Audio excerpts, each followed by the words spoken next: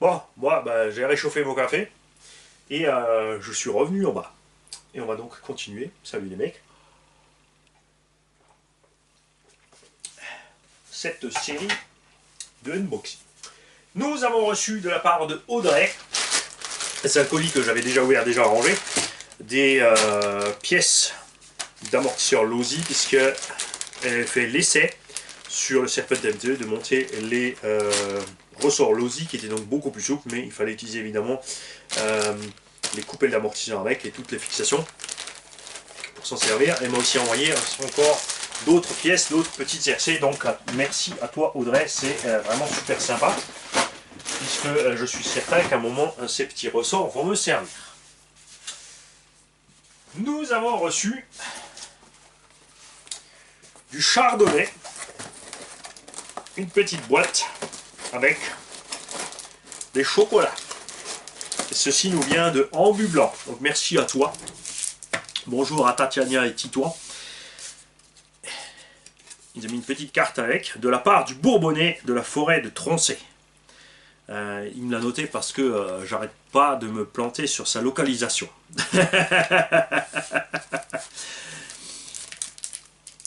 Et je ne vais pas ouvrir ces petits chocolats maintenant parce que je vais laisser Gigi ouvrir ces petits chocolats qui sont des palais d'or. Je ne sais même pas ce que c'est. Moi de toute façon je regarde jamais. En fait, moi j'ouvre, je mets la main dedans et je bouffe. Des fois je mange des pièces RC parce que je me suis trompé de colis.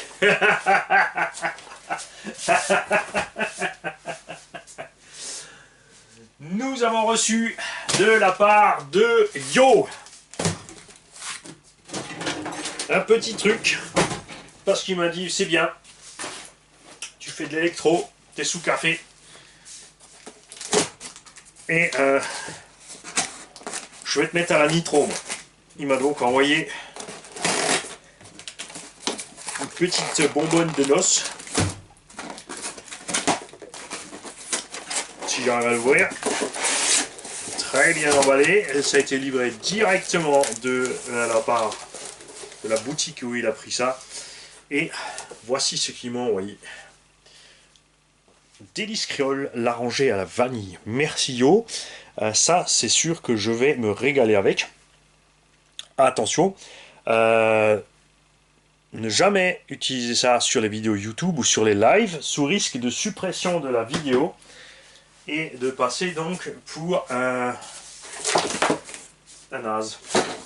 Et petit cadeau dont je ne sais pas ce qu'il y a dedans. On va voir ça. Celui-ci nous vient de la part de RR.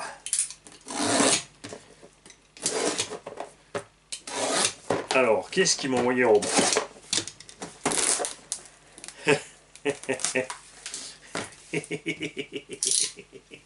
Ah oui, alors ça... Ça, c'est un petit délire qui n'a rien à voir avec la RC. C'est pour faire rigoler une cousine.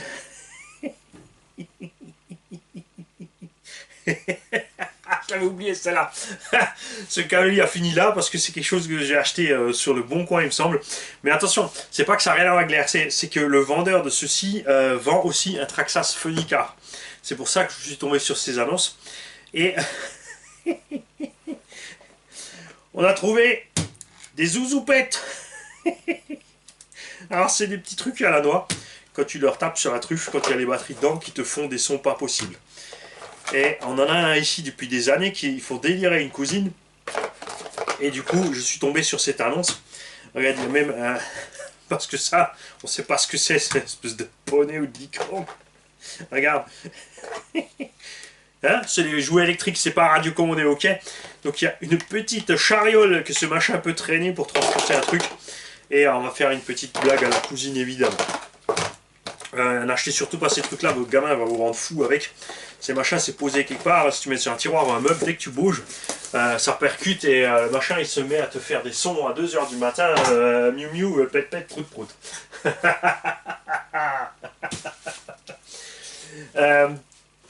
Ça, c'est du matériel neuf, on va mettre de côté.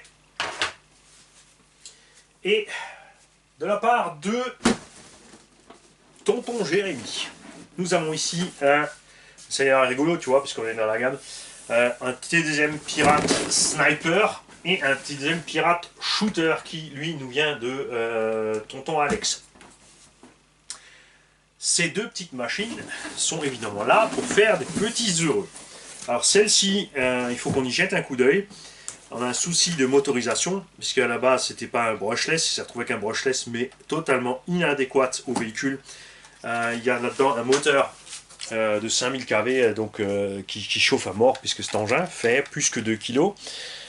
Si vous ne savez pas de quoi je parle, allez voir la vidéo d'hier. Je fais un petit rapide tour sur la taille des moteurs et à quoi ils servent et dans quoi on peut les utiliser. Donc on n'a vraiment pas le bon moteur là-dedans. On va passer le moteur adéquat dans cette machine et elle sera ensuite évidemment à jouer en tombola. D'ailleurs, je tiens à préciser, ce petit Pirate Sniper, c'est évidemment BSD Racing, je sais pas quoi. Vous reconnaîtrez la construction des triangles typiques du T2M, enfin du pire de tous les T2M, c'est-à-dire leur Monster Truck Pirate, je sais pas quoi, qui est une catastrophe, qu'il ne faut surtout pas acheter. Il est toujours fabriqué, il est toujours vendu dans les 500 €. Pour moi, une aberration, puisque pour 540, tu as un Serpent MTE qui est à 20 fois plus solide. Mais là, dans cette petite construction, on a quand même des petits carnes en métal, on a des noix en acier. Ce machin, tu vas tourner avec un moteur de 5000 kV. On a fait des impacts dans les noix, mais ça va. Donc de ce côté-là, comme il est relativement léger, les pneus n'ont pas trop de grippe, c'est jouable. On va mettre, donc, comme dit, le moteur adéquat. Et on va le faire jouer en tombola. C'est pas spécialement fragile, c'est pas non plus le top du solide, hein, c'est clair, mais tu laisses cet engin à cette place, c'est-à-dire tu l'utilises dans une prairie tendue, dans un parc, sur le goudron, dans le petit tout-terrain, les chemins tassés ou autres. Et là, tu t'amuses, t'en fais pas trop. C'est pas fait pour faire des sauts de malade. N'allez pas explorer une carrière avec ce genre d'engin. Ça va lui faire du mal, ça c'est certain. Au niveau de l'équipement, on n'a pas de slipper là-dedans, je crois. Mais on n'a pas non plus, il me semble, de diff central. Que je te dise pas de bêtises. Non, il n'y a rien. Donc 4x4 permanent et ça force direct dessus. Donc c'est pareil, tu vas pas t'amuser à forcer. Ce qui est rigolo, c'est que tu as un châssis typé monocoque, avec, tu vois, la batterie qui se met comme ça dedans, dans la petite trappe. Le reste est fermé, c'est pas super accessible, c'est pas facile à entretenir, donc c'est pareil, laisse tomber la flotte. S'il fait un peu humide, c'est pas un problème, mais ne t'en sers pas pour faire le goret, il va mourir, ça c'est clair. Et soyez pas trop pressés pour les tombolas, parce que j'en ai vraiment une tonne à faire. J'ai, comme dit, une dizaine d'autres machines à côté à vous préparer. Et ici, nous avons un Pirate Shooter. C'est pas le premier qu'on a sur la chaîne. On en a déjà fait jouer 3 ou 4 au tombola, il me semble. On a pu en préparer certains pour des engins pas chers, pour des petits hauts. Et vu l'état de celui-ci, c'est clairement aussi ce qu'on va faire avec celui-ci. On va le réviser, le nettoyer. Là aussi, c'est un engin HSP BSD, tu vois. Alex a fait l'erreur fatale, comme tout le monde, de trop tarer ses suspensions pour que le véhicule soit plus haut, pour essayer de passer un peu mieux à certains endroits. Mais ça va pas. C'est pas bon, le comportement routier devient catastrophique et ça devient inutilisable comme machine. Ça reste du 1.10, même si c'est du XL et que ça a quasiment la taille d'un buggy 1.8, c'est absolument incomparable avec un vrai 1.8e.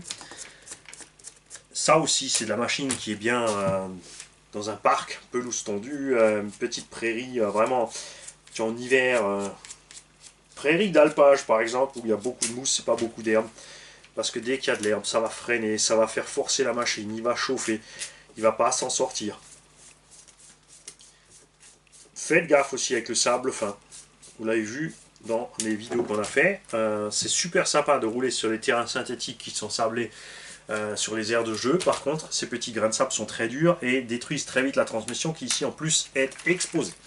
La transmission qui est ouverte, donc tous les petits grains de sable passent dedans et en moins de 2, tu moulines la couronne principale. Là-dedans aussi, on n'a pas de diff central, donc ça force rapidement sur l'avant et l'arrière. C'est dommage parce que si ce petit engin avec un diff central, on multiplierait par 4 la durée de vie de la transmission en fait. Pardon. Pareil, c'est pas un engin dédié au saut machin, tu peux faire des sauts, des petits décrochements, des sauts en longueur, des trucs sympas. Tu peux aussi, en mettant les roues adéquates évidemment, l'exploiter plus sur parking. Et il est relativement léger. Pourtant là, tu vois, ça par exemple, ça c'est un bon choix de la part de T2M. On a quand même un moteur qui est pas mal. On a un 36 par 52 à 3400 kV. Ça peut prendre 3S ce petit machin. Laissez-le en deux. Laissez-le en deux. Il y a des petits roulements, des petits machins, ça va tenir en deux. En 4, ça va souffrir. Par contre, ce qui est appréciable sur cet engin, et là, Obitech devrait prendre exemple, les noix de cardan et les cardans tiennent bon. Ce machin, il a quelques packs au compteur. On n'a pas bouffé les noix de cardan et les cardans. Ça, c'est solide. Les cales de train sont déjà en alu sur les parties avant des trains. À l'arrière, ce sont des cales plastiques, mais assez grosses, qui sont en plus normalement fixées au châssis. Non, elles sont fixées à la cellule. Elles ont des petites empreintes quand même dans le châssis, donc ça peut tenir. Surtout à l'arrière, tu as encore le support d'aileron arrière, donc ça se déchire pas trop vite. Tu peux avoir de la casse, les pièces se trouvent partout. Ce véhicule est rebadgé par une dizaine de marques différentes. Team C, Apsima, FTX, BSD, T2M, et j'en passe, et j'en passe, et j'en passe. Tu trouves cette plateforme sous plein de modèles. Tu le trouves en petit buggy comme ça, tu le trouves en truggy, tu le trouves en desert buggy, tu le trouves en monster truck, tu le trouves en ce que tu veux. Mais c'est tous la même base. Méfiez-vous quand même, il y a... selon les châssis, il y a certains sont équipés de châssis alu, il y a des variantes sur les châssis. Et ça, c'est d'ailleurs un peu le point faible ici, là-devant. C'est pour ça que je vous dis de ne pas sauter avec. Si vous prenez trop fort sur la truffe, vous pliez la platine au-dessus qui est en alu très mou et vous arrachez le châssis. Obi-King aussi, rebadge aussi ce genre de matériel, par exemple. Et attention, par contre, chez Obi-King, c'est toujours pareil. Ils font des fois des séries qui ne durent pas longtemps, ça dure 1 ou 2 ou 3 ans, et c'est fini, et tout d'un coup, ils ne fournissent plus les pièces qui vont avec. Et là, t'es emmerdé. Donc il faut trouver les constructeurs d'origine, comme par exemple le Viking Berserker, qu'on a testé, qui est pas bon du tout. Hein. C'est le fils à Fabien d'ailleurs qui l'a, avec un tout petit prix. Il est resté en 3S cool, et même là, le véhicule tombe en morceaux. Donc méfiez-vous, ça c'est ce que j'appelle des chinoiseries. C'est des engins qui sont ok si tu roules cool. Il n'en rêvera rien si tu es respectueux de ton matériel et que tu vas tranquille et que tu roules juste pour rouler, te faire plaisir aux yeux, et pas plus. Si tu veux commencer à attaquer ou faire comme dans certaines vidéos de RC, c'est pas du tout le genre de machine à avoir.